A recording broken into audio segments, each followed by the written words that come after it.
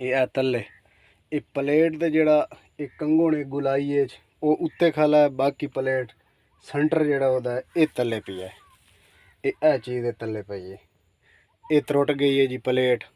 ये भी नुकसान होता है। ये चीज़ अस बार बार दसेने ये वीडियो बनाने इस वास्ते भी जेडे साडे व्यूवर हैं उन्हों का नुकसान ना होवे, वो इस नुकसान तो बच वजन।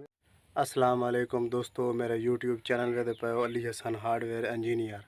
ये 8 प्लेटा का पैनल विखाइंदे पे नवे डिज़ाइन है। थानू उस तो पहले साडी वीडियो नू लाइक किया करो, साडे चैनल नू सबसक्राइब किया करो। अगर तुम वीडियो की तरफ लैके चलने हैं ये विखाने ये जी ये 4 का पैप लगो है, थले जमीन पूरे हुए है, ये थले पोजिशन बने हुए है। उहदे नाल जी फ्लांच लाए ने, ये उत्ते भी फ्लांच लगो है। ये 3 का पैप उत्ते हुए पिया, ये टी वाला।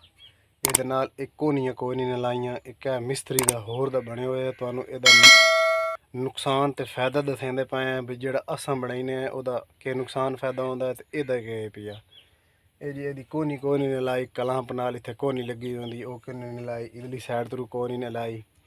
ये जी है बोल्ट लगे खाले ने एदे, ये कलांप दे होला माल लगो है, बिल्कुल वजन च नहीं लगो है।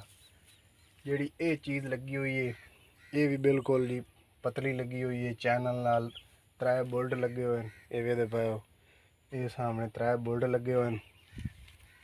ਇਹਦਾ ਵੀ ਇਹ ਵੀ ਇਹ 8 ਪਲੇਟਾਂ ਦਾ ਪੈਨਲ ਹੈ, ਇਹਦਾ ਵੀ ਇਹ ਸਿਸਟਮ ਹੈ। ਇਹ ਦੇ ਪਾਓ ਇਹ ਚੀਜ਼ ਅੱਗੇ ਵੀ ਉਹ ਲੱਗਾ ਹੋਇਆ ਹੈ, ਇਹ ਚੈਨਲ ਉੱਤੇ ਫਿਟਿੰਗ ਹੋਈਆਂ 8 ਪਲੇਟਾਂ ਤੇ ਇਹਦੇ ਨਾਲ ਇਹਨਾਂ ਐਂਗਲ ਵੀ ਕੋਈ ਨਹੀਂ ਲਾਈ, ਜਿਹੜੀ ਉੱਤੇ ਥੱਲੇ ਲੱਗੀ ਹੋਈ ਹੁੰਦੀ ਹੈ ਤੋੜ ਤੱਕ, ਯਾਨੀ ਕਿ ਚੈਨਲ ਨੂੰ ਮਜ਼ਬੂਤੀ ਦਿੰਦੀ ਹੈ ਜਿਹੜੇ ਹਨੇਰੀ ਤੂਫਾਨ ਆਉਂਦਾ ਹੈ। ਉਹ ਇਹਨਾਂ ਕੋਈ ਨਹੀਂ ਲਾਈ ਮਿਸਤਰੀਆਂ। ਇਹ ਵੀ ਇਹਨਾਂ ਦਾ ਨੁਕਸਾਨ ਹੋਇਆ, ਉਹ ਪਲੇਟ ਟੁੱਟ ਗਈ है। वो सामने साइड वाली वे पाओ ये तले ये प्लेट दे जड़ा एक कंगो ने गुलाई है वो उत्ते खाला है, बाकी प्लेट सेंटर जड़ा होता है ये तले पी है। ये चीज़ है तले पई है, ये त्रुट गई है जी प्लेट। ये भी नुकसान होता है। ये चीज़ अस बार बार दसेने ये वीडियो बनाईने इस वास्ते भी जेडे साडे व्यूवर हैं उन्हों का नुकसान ना होवे, वो इस नुकसान तो बच वजन। हूँ वेख लो ये 30-40 हज़ार की प्लेट है, ये त्रुट गई है।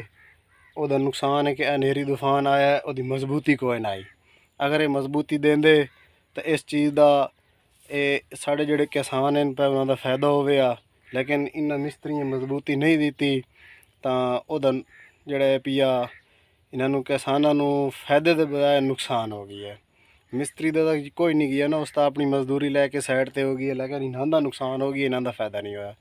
ये चीज़ बाकायदा अस तुहानू बार बार वीडियो के अंदर जितनी भी वीडियो बनाई हैं वो अंदर ये भी चीज़ तुहानू आखी है भाई के जितों भी फ्रेम बनवाया वो पहले मजबूती वेखी, जे मजबूती ये आंदे वक्त जो कामयाब है या नहीं, ये चीज़ वेखी करो।